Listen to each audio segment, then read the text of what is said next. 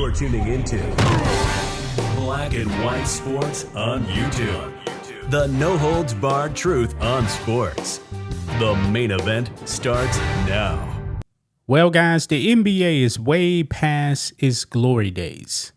And with this NBA Finals between the Thunder and the Pacers, two small market teams, the writing was on the wall.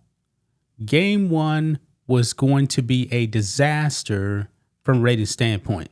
Now, the NBA Finals are supposed to be the highlight of the NBA season.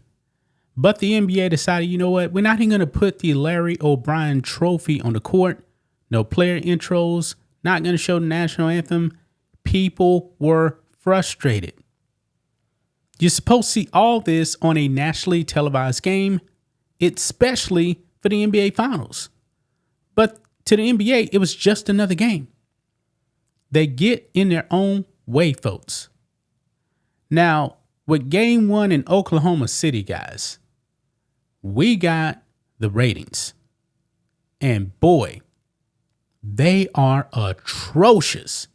Now, of course, the NBA has already lost half of their fan base from 2020 when they got in the bubble and knelt for the national anthem. The ratings have not been the same since. Well, guys, we got the ratings for Game 1, and this is the worst ratings in finals history for Game 1. Outside of the COVID years of 2020 and 2021. This is really bad, folks. They didn't even average 9 million people watching this game. Yes, the NBA Finals. That is how much the NBA has fallen. Remember back in the day, guys, San Antonio Spurs, people saying nobody really liked watching them. The Spurs did way better than this. They did better than this, guys. This is really bad. Let's go ahead and get into this. So right over here, NBA Finals Game 1 viewership down nearly 20%, despite Tyrese Halliburton game winner. Yeah, he hit the game winner with 0.3 seconds left. Overall, very good game, but nobody watched. This is a major problem here for the NBA. Look here, it says viewership for Game 1 of the NBA Finals was down 19% over 2024, marking an expected decline for the battle of the small market Indiana Pacers and Oklahoma City Thunder, despite another magical comeback for Tyrese Halliburton and Indiana. Thursday night's Game 1 averaged 8.9 million viewers, making it the least watched Game 1 since 1988. Wow. And guys, that's when they actually started tracking this stuff. Outside of the two COVID-era NBA Finals per Sports Media Watch, it is a far cry compared with last year's Game 1 blowout win by Boston over Dallas, which drew nearly 11 million average viewers. And that 11 million guys in Boston's big market, that's not good, man, by NBA standards. So with this game, they couldn't even get 9 million people to watch this thing. This is really bad for the NBA. This may end up being the lowest rated NBA Finals of all time. Now with Tyrese Halliburton hitting that game winner, maybe some more people will tune in. But we actually do have a trend, guys, that as we get closer to actually figuring out who's actually going to win this thing, the closeout game will get more people. But overall, this is going to probably be the lowest rated finals in NBA history. It says here, however, Game 1 did peak at more than 11 million in the final minutes, according to Nielsen data.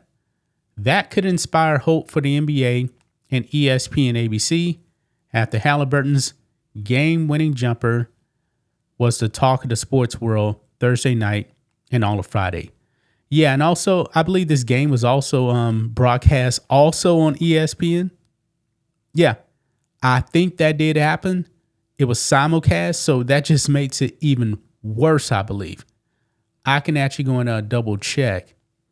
And just putting here was game 1 of the NBA Finals on ESPN. Just curious about that. I said it wasn't on ESPN. Okay. At least according to this AI right here, it says it was not on ESPN. But still, that is still not good. Not good at all, man. It goes on here. It says a low number. Well, it did say it right here. I missed the part right here. They talked about Shea Gilgeous-Alexander being the MVP. Yeah, he's the MVP. And nobody tuned in. Wow. A low number was expected here. Both Indianapolis and Oklahoma City are outside the top 20 in market size in the U.S., and neither franchise brings an established name brand superstar or a championship history to the series. Now, yeah, Shea Gilgeous-Alexander, he's a young guy. He's really, really good. But overall, I don't think he's a household name, especially like a LeBron or Steph or Kevin Durant. But he's one of the best players in the NBA. And still no one tuned in. Man, this is going to be a challenge for the NBA. This is really, really going to be a challenge. I mean, this is just how bad this thing was, man. Look at the ratings right here. So right here, you can actually see 8.91 million people tuned in to this game 1. Last year, it was just under 11 million people for the Boston Celtics and Dallas Mavericks. And if you look at the Denver Nuggets when they won, Jokic, probably the best player in the league, 11.58 million people watch game 1. And Golden State and Boston, man. Now, of course, we're talking about market size here. When it comes to the Boston Celtics historic franchise, Golden State won all those championships. They only got 11.9 million. That's not good. Because right here, you can actually see the Lakers in the bubble, 7.41 million. And 2021 was still a COVID year also as well, 8.56 million. But before that, I mean, people tuned into the Raptors beat up on a wounded Golden State Warriors team. 13.5 million people watched game 1. Yeah. And of course, LeBron and getting swept by Kevin Durant and the Cavaliers. I mean, the Warriors, I should say. 17.56 million. All these numbers before 2020, man, really good. Golden State and Cleveland, game 1, 20.38 million. I mean, the NBA, man, can only dream of actually having 15 million people tune in to an NBA Finals game. They can only dream of that. I mean, that is crazy, man. That is crazy. This is how much the NBA has fallen. And I'm not sure if they can actually get it back. I really can't. Now, we were talking about the Spurs.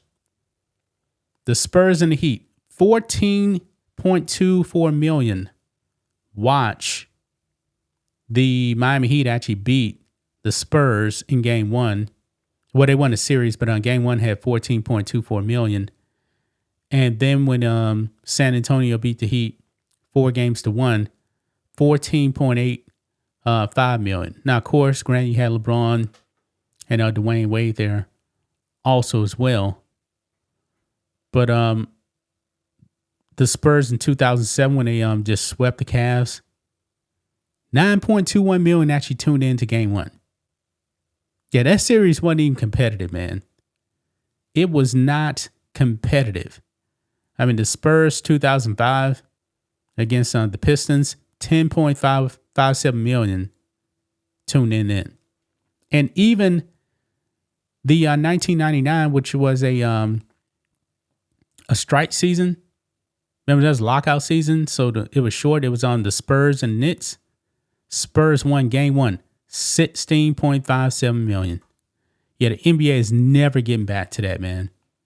They are never, ever, ever probably getting back to that. A whole bunch of things need to change. Adam Silver definitely needs to go.